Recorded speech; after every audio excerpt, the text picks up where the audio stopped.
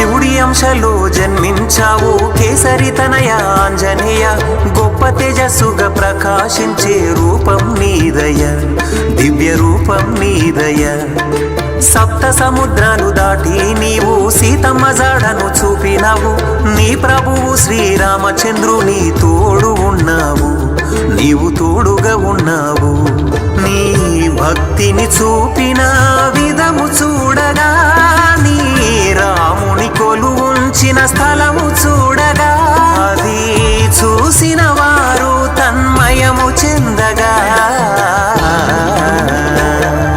రామనామమే నీకు మంత్రము రామనామమే నీకు ధ్యానము రాముని పాదలు నీ నివాసము రామదూత హనుమ శ్రీరామదూత హనుమ రామనామమే నీకు మంత్రము రామనామమే నీకు ధ్యానము రాముని పాదలు నీ నివాసము